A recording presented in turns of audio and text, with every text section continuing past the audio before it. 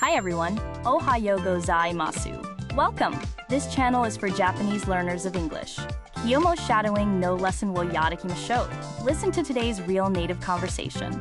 Focus on the rhythm and shadow along. Practice daily to master tango, bunpao, hatsuan, and rhythm. Repeat and try again tomorrow if needed. Zehi. Chanaru no toroku wo onegai shimasu. Okay, are you ready?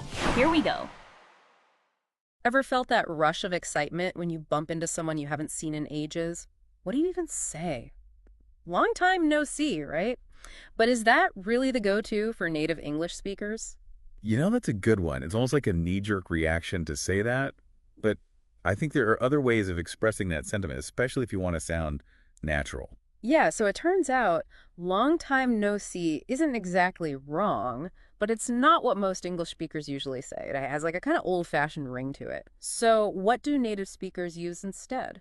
Right, so instead of long time no see, you're more likely to hear things like, it's been a while, or it's been a long time, it's been ages as well. Yeah. Those kind of capture the feeling much more casually. It's been a while is just so versatile, isn't it? You could have been away for a few weeks or a few months, and it still feels appropriate.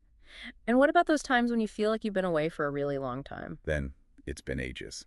It's like the perfect expression, right? It emphasizes how much time has actually passed by since you last saw them, kind of like a longer version of, it's been a while. That's a good distinction.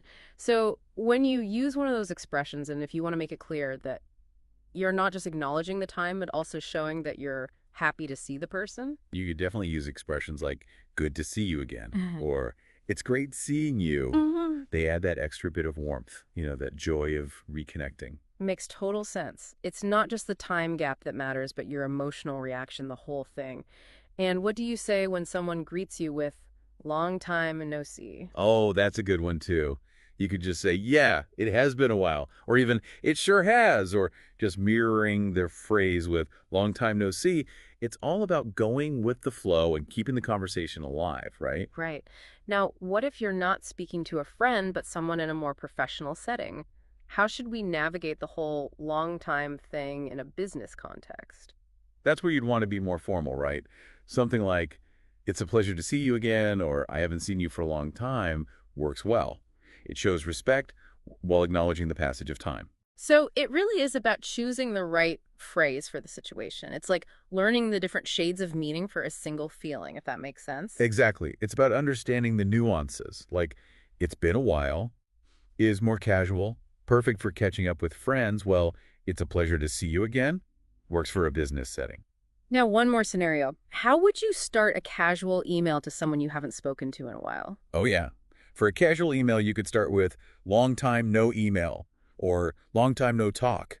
But for a business email, you should be more polite and formal. So using phrases such as, it has been a long time since we last met, or it has been a long time since I last contacted you, works really well. That's super useful. It's all about understanding the context, you know, whether it's a casual catch-up with a friend or a formal interaction in business. Absolutely. And it's not just about memorizing phrases. It's about knowing when and how to use them for a more natural conversation flow. So to summarize it all, if you're going with a casual tone, go for it's been a while, or it's been a long time, or it's been ages.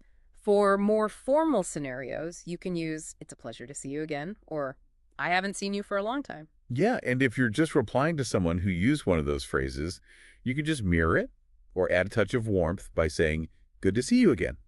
Just remember the right tone for each context, and you'll be good to go. All right, we've finished today's lesson. How did you find it? 理解できない部分はありませんでしたか? Repeat and try again tomorrow if needed. Please let me know your kanso or request in the comments. ぜひ channel no toroku wo onegai shimasu. I look forward to seeing you all again soon. See you next time. Bye-bye.